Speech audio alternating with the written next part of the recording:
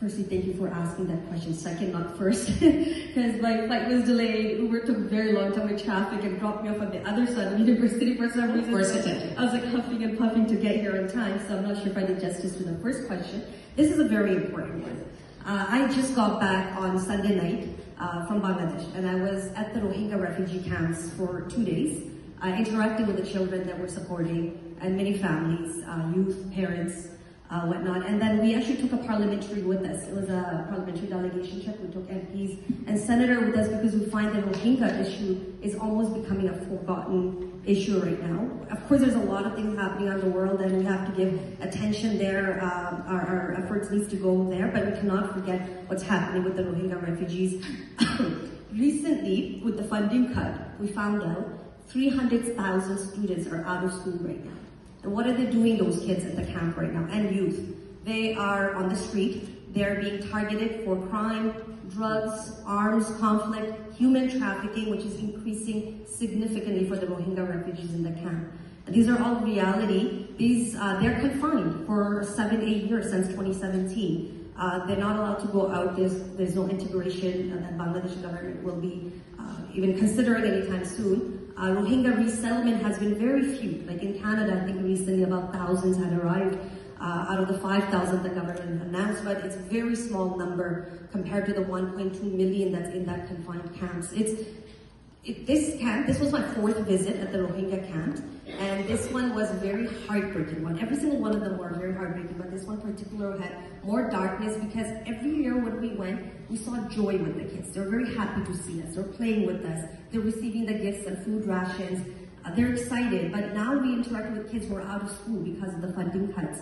And youth, because they were young when they moved in 2017. Now they're youth, so they've passed the primary education because Bangladesh government only allowed up to grade 6, the primary level. Higher education is not allowed in the camp. So these youth are idle right now and they're very frustrated. There was no hope almost, which we hardly ever see. Doesn't matter what part of the world we have traveled to, how much difficulties they've gone through, we always see so much hope in the people. There's still positivity, but this is the first time I experienced, at least in my decades of humanitarian traveling that I have been doing, I've sensed some sort of hopelessness or darkness because of access. They're not complaining about food, they're not complaining about shelter, clothes, safety, security, nothing. The youth that we had one-on-one with, we made sure the parliamentary has roundtable dialogues directly with the youth. Every single one of them mentioned education. They were talking to females separately. We had separated the boys and girls. The girls, I actually thought they would talk about their security first,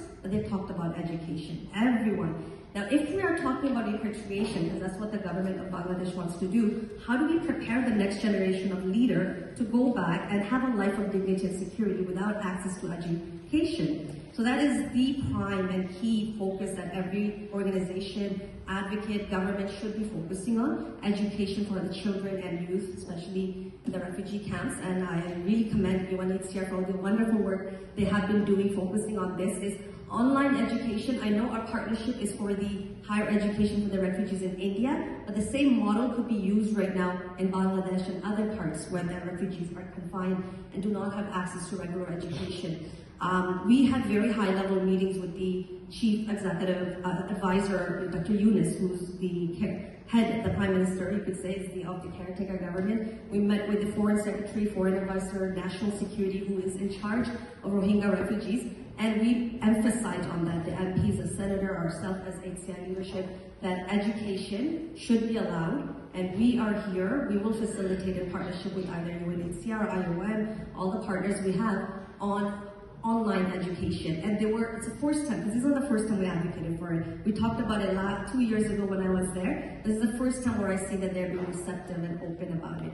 So definitely HCI will be committed and we will work on online education and skill development training for the Rohingya refugees. Our MPs and senators who are back now have also committed to advocate. And I would like to request everyone here, because we always think of projects and charity, advocacy is a side activity. But right now in today's world, charity, advocacy, everything goes hand in hand.